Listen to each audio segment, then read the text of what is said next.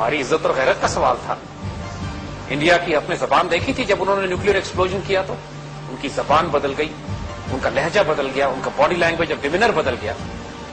ہمارا ایک گھٹیا ہمسایہ ہے, جب اس کو طاقت اور اختیار ملتا ہے تو وہ آپے سے باہر ہو جاتا ہے.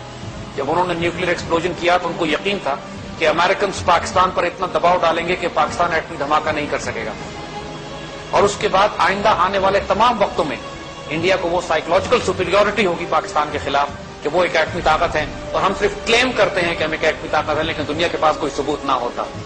دیکھیے, پرسپشنز بہت امپورٹنٹ ہوتی ہیں. دنیا کو یہ بتانا ضروری ہوتا ہے کہ ہم جو کہہ رہے ہیں وی مین اٹ آلسو, اور اس وقت اگر ہم نیوکلیر ایکسپلوژن نہ کرتے ہماری آئندہ آنے والی نسلیں اس انفیریورٹی کمپلیکس میں احساس کمتری میں زندگی گزارتی, اور ہندو بنیے کی زبان اور اس کا لہجہ ہمارے خلاف ایسا ہوتا کہ کبھی ہمیں عزت سے سر اٹھا کے زندہ نہ رہنے دیتے.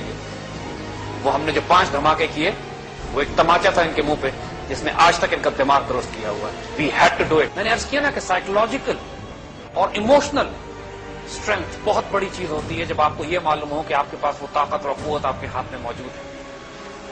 امریکنز کو اور ہمارے دشمنوں کو یہ بات معلوم تھی, کیونکہ جب پاکستان نے ایٹمی دھماکہ کیا ہے تو انڈونیشیا سے لے کے نارتھ افریقہ تک پوری مسلم دنیا میں چراغاں کیا ہے.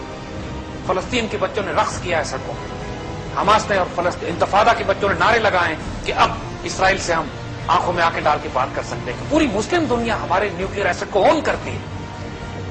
ہماری جب اپنے عرب اور فلسطینی دوستوں سے بات ہوتی ہے تو ان کی آنکھوں میں چمک ہوتی ہے اس بات پر کہ شکر ہے کہ اب ہمارے پاس بھی ایٹمی ہتھیار ہے. وہ یہ نہیں کہتے کہ پاکستانیوں کے پاس, وہ اون کرتے ہیں, وہ کہتے ہیں ہمارے پاس ہے, کیونکہ ان کو اچھی طرح معلوم ہے کہ اللہ کے فضل سے جب تک ایک اسلامی ملک, وہ بھی پاکستان خاص طور پر, کیونکہ عرب بھی ہمارا احترام کرتے ہیں, ترک بھی ہمارا احترام کرتے ہیں, ایرانی بھی, افغانی بھی ہمارا احترام کرتے ہیں, اور ہمارے پاس ایٹمی طاقت, پوری امت مسلمہ یہ سمجھتی ہے کہ اب ہماری عزت اور آبرو کے دفاع کے لیے ایک ہتھیار ہمارے پاس ہے. اس سے پہلے ہم مسلمان سر اٹھا کے نہیں چل سکتے تھے, اب ان کی آنکھوں میں آنکھیں ڈال کے کھڑے ہوتے ہیں. بات بالکل ذہن میں رکھی جائے, مسلمان ملکوں کے نیوکلیر اسٹرینتھ سے, نیوکلیر ویپن سے سب سے بڑا خطرہ انڈین اور اسرائیلی ہے, اور یہی دونوں ملک آپس میں ہمیشہ اکٹھے ہو کر مسلمان آپریٹ کرتے رہے. عرب ملکوں کے خلاف پرٹیکولرلی اسرائیل, عراق کے نیوکلیر پروجیکٹ پہ اسرائیل نے اوسیراک کا نیوکلیر پلانٹ تھا جس پر انہوں نے حملہ کیا.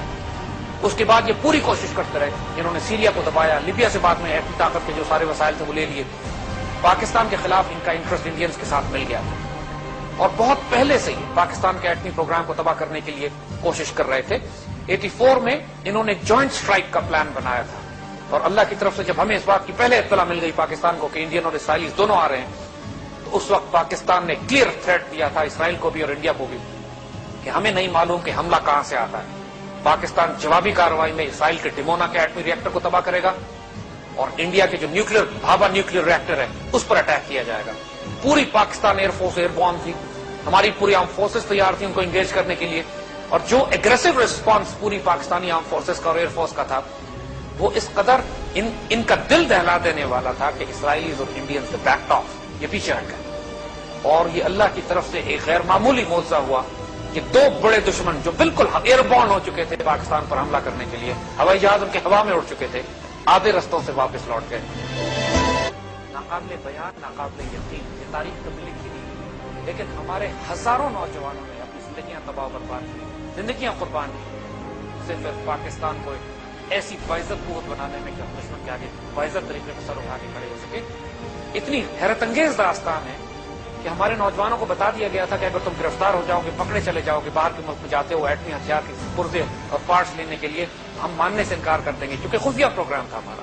ہمارے بہت سارے نوجوان بچے پکڑے گئے, 20-20 سال جیلیں کاٹی انہوں نے, لیکن واپس آ کے ایک شکایت نہیں کی, کیونکہ سب نے کہا دے نیو دس. جب یہ رسک لے رہے تھے تو ان کو معلوم تھا کہ یہ رسک اس قابل ہے کہ لیا جائے, کہ ایک امت کے لیے, مسلمانوں کے لیے, پاکستان کے لیے ہم نے یہ قربانی دینی, زندگیاں تباہ کروا دی. کچھ واپس پہنچے, کچھ گم گئے, کچھ تاریخ راہوں میں مارے گئے, اور ان ہیروز کا بھی تک ہم نے ذکر نہیں کیا. آئندہ آنے والے دنوں میں اس قوم پر طرز ہے یہ کہ اپنے ان شہداء کی, اپنے ہیروز کی تاریخ لکھیں جنہوں نے پوری دنیا میں پھیل کر پاکستان کو یہ ایٹمی ہتھیار لانے کے فضل سے دنیا کے امیر ترین ملکوں میں سے ہم ہیں. ہمارا کرائسس لیڈرشپ کا ہے, ہمارے حکمران خائن ہیں. الحمدللہ پاکستان ایک نیوکلیر اسٹیٹ ہے, اور اللہ کے فضل سے ہماری آرم فورسز, ہماری قوم, ہماری اس قوم سے محبت, پاکستان سے محبت کرنے والے پیٹریوٹک ایلیمنٹس میں فخر محسوس کرتے ہیں اور اللہ کا شکر ادا کرتے ہیں. لیکن یہ حکمران بد نصیب ہیں کہ جن کو قیادت پاکستان جیسے ملک کی دی جائے اور اس کے باوجود یہ بدنصیب ہی رہے. ورنہ اگر اس ملک کے ساتھ یہ خیانت نہ کرتے، اس کو عزت دیتے، تو اللہ دو جہانوں میں حکمرانوں کو عزت دیتا. کیونکہ یہ پاکستان اللہ کے رازوں میں سے ایک راز ہے. اس کا بننا بھی معجزہ ہے، اس کا بچنا بھی معجزہ ہے، اور اس کا نیوکلیر ویپن اسٹیٹ بننا بھی ایک معجزہ ہے. تمام تر مشکلات کے باوجود اللہ تعالیٰ اس ملک کو عروج اور بلندی کی طرف لے جا رہا ہے. یہ حکمران ایسے ہیں کہ اللہ جب ان کو عزت بھی دیتا ہے، عزت انہیں راس نہیں آتی.